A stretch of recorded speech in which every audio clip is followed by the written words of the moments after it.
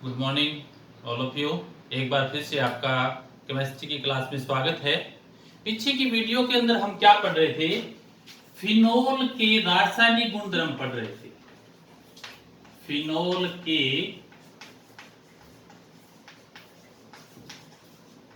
रासायनिक गुणधर्म, और फिनोल के जो रासायनिक गुणधर्म हमने पढ़े ना, वो हमने बताया था कि फिनोल के रासायनिक गुणधर्म हम कितने प्रकार से, 3 प्रकार से फिनोल के रासायनिक गुणधर्म पढ़ेंगे। और 3 में क्या था? नंबर 1 पहला था OH समूह की अभिक्रियाएं। हमने क्या पढ़ लिया था? OH समूह की अभिक्रियाओं के बारे में पढ़ लिया था पिछले वाली वीडियो के अंदर। दूसरा, अब इसका रासायनिक गुणधर्म क्या है? दूसरा रासायनिक गुणधर्म है बेंजीन वलय की अभिक्रियाएं। और तीसरा रासायनिक गुणधर्म क्या आ जाएगा? संघनन अभिक्रियाएं। तो 3 प्रकार के रासायनिक गुणधर्म हम यहाँ फिनोल के दिखाएंगे। पहला हमने कर लिया था कौन सा? OH समूह की जो अभिक्रियाएं है वो हमने कर लिया था। अब हम क्या करेंगे? अब नंबर 2 करेंगे बेंजीन वलय की अभिक्रियाएं। तो फिनोल जो है ना, नंबर 2 बेंजीन वलय की अभिक्रियाएं, बेंजीन वलय की अभिक्रियाएं। बेंजीन वलय की अभिक्रियाओं में जो फिनोल है ना, वो क्या करेगा? फिनोल दिखाएगा इलेक्ट्रॉन स्नेही प्रतिस्थापन अभिक्रिया। क्या है? बेंजीन वलय की अभिक्रियाओं में फिनोल इलेक्ट्रॉन स्नेही प्रतिस्थापन अभिक्रियाएं दर्शाएगा। क्यों दिखाएगा? क्योंकि फिनोल के अंदर क्या होता है? OH समूह उपस्थित होता है, और वो OH समूह जो है वो क्या कर देगा? बेंजीन वलय पर इलेक्ट्रॉन के घनत्व को क्या कर देता है? बढ़ा देता है। तो जिसके कारण जो इलेक्ट्रॉन स्नेही है वो इलेक्ट्रॉन स्नेही कहां जुड़ जाएगा? ऑर्थो और पैरा पोजीशन पर। हमने देखा था कि OH समूह के कारण बेंजीन वलय में जब हम फिनोल की नादी संरचनाएं पढ़ते हैं तो उसके अंदर हमने देखा था कि OH समूह के कारण ऑर्थो और पैरा पोजीशन पर इलेक्ट्रॉन जो घनत्व होता है वो अधिक हो जाता है। तो अगर जहां पर इलेक्ट्रॉन घनत्व अधिक होगा तो इलेक्ट्रॉन्स नहीं कहां है? वही क्या हो जाएंगे? जुड़ जाते हैं। तो ऑर्थो और पैरा पोजीशन पे इलेक्ट्रॉन घनत्व अधिक होने के कारण इलेक्ट्रॉन्स नहीं कहां जुड़ जाएंगे? ऑर्थो और पैरा स्थिति पर। इसका मतलब जो OH समूह है वो क्या है? वो ऑर्थो और पैरा निर्देशकारी होता है। तो इसका मतलब बेंजीन वलय में हम जो भी अभिक्रियाएं यहां करवाएंगे वो इलेक्ट्रॉन्स नहीं कहां जुड़ेगा? या तो ऑर्थो पोजीशन पर, या कहां जुड़ जाएगा? पैरा पोजीशन पर, या फिर दोनों के ऊपर जुड़ सकता है। तो इन अभिक्रियाओं के अंदर जो OH समूह होता है फिनोल के ऊपर, वो OH समूह ऑर्थो और पैरा निर्देशकारी होता है, जिसके कारण ऑर्थो और पैरा के ऊपर जो इलेक्ट्रॉन्स नहीं है वो आसानी से क्या हो जाएंगे? जुड़ जाएंगे। तो या तो क्या बनेगा? ऑर्थो उत्पाद बनेगा, या क्या बनेगा?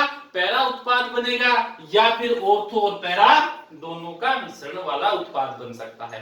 तो यहां देखने वाली बात यह है कि जो फिनोल की अभिक्रियाएं दर्शाएंगे वहां उसमें इलेक्ट्रॉन्स ने ही कहां पर ऐड हो जाएगा? इलेक्ट्रॉन्स ने ही ऐड हो जाएगा, या तो ऑर्थो पोजीशन पर या फिर पैरा पोजीशन पर, क्योंकि OH समूह जो है वो ऑर्थो और पैरा क्या होता है? निर्देशकारी होता है। तो अब देखिए हम बेंजीन वलय की जो अभिक्रियाएं पढ़ेंगे वो ऑर्थो और पैरा निर्देशकारी कैसे पढ़ते हैं वो देखिए। तो यहाँ बेंजीन वलय की जो अभिक्रियाओं में है, यहां सबसे पहले नंबर 1 क्या आएगा? नंबर 1 आएगा नाइट्रीकरण।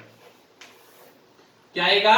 नाइट्रीकरण। अब नाइट्रीकरण में क्या होगा कि इसके अंदर हम फिनोल की अभिक्रिया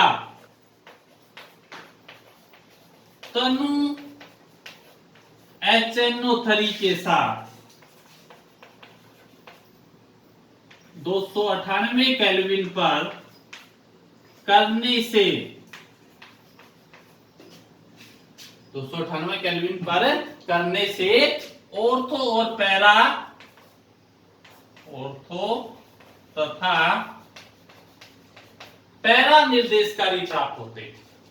तो अगर तनु HNO3 से हम अभिक्रिया कराएंगे तो वो क्या कहलाएगा, नाइट्रीकरण। तो इसके अंदर जो तनु HNO3 में इलेक्ट्रॉन्स नहीं है वो कहां जुड़ जाएगा, या तो ऑर्थो पोजीशन पर या कहां जुड़ जाएगा, पैरा पोजीशन पर। तो यहां से देखिए, जैसे फॉर एग्जांपल मान लीजिए हम तनु HNO3 के साथ करवा रहे हैं,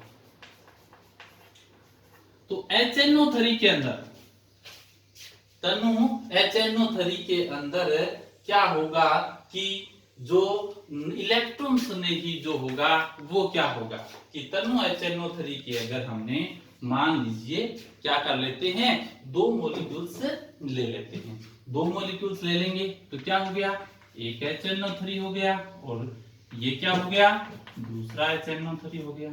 अगर इसका हम स्ट्रक्चर बनाएं, ठीक है, तो क्या लिख सकते हैं, इसको इस प्रकार से लिख सकते हैं, OHNO2, ये क्या कर सकते हैं, ये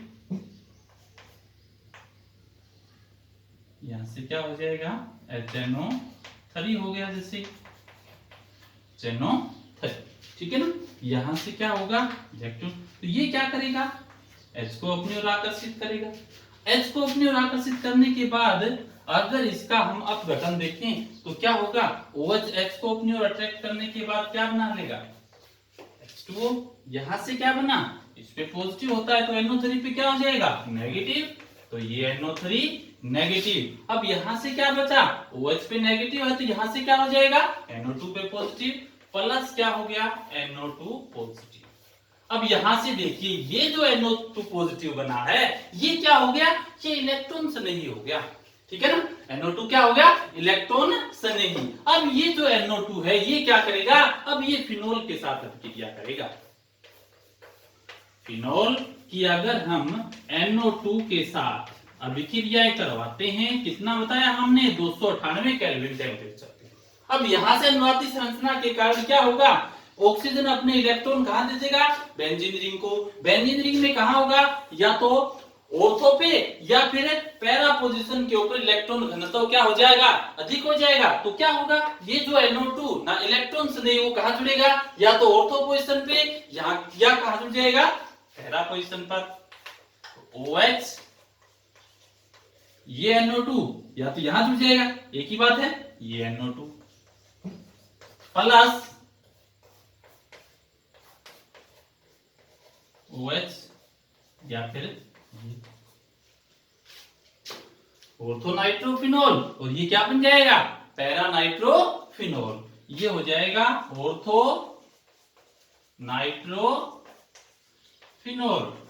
अब ये पोजीशन, अब ये है तो ये कौन सी पोजीशन होगी, पैरा, तो ये क्या हो जाएगा, पैरा नाइट्रोफिनोल, ठीक है। तो ये मोनो NO2 समूह वाली अभिक्रियाएं हैं। मोनो NO2 का मतलब ये है कि इसके अंदर जो NO2 समूह है वो एक एक सिंगल पोजीशन पे है, या तो ऑर्थो पोजीशन पे है या कहां है, पैरा पोजीशन पर। तो एक में तो क्या उत्पाद में ऑर्थो पोजीशन पे है, दूसरे में कहां है, पैरा।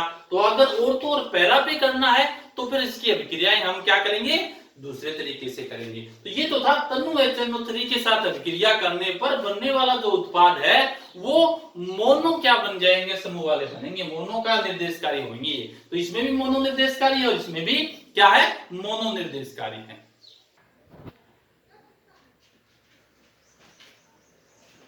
तो ये तो था क्या, NO2 समूह कहां पे, मोनो प्रतिस्थापी समूह, या तो ऑर्थो पोजीशन पर या पैरा पर। अगर हमें NO2 जो प्रतिस्थापी समूह इलेक्ट्रॉन्स नहीं, वो अगर हमें क्या करना हो, तीनों का मतलब 2 ऑर्थो और एक पैरा पोजीशन पर अगर जोड़ना है।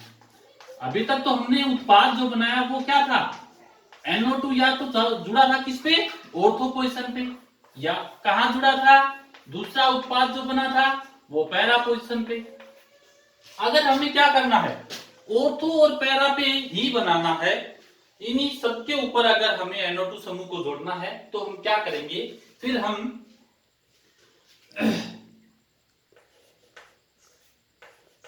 नाइट्रिक अम्ल और सांद्र H2SO4 और HNO3 का क्या लेंगे, मिश्रण लेंगे। फिर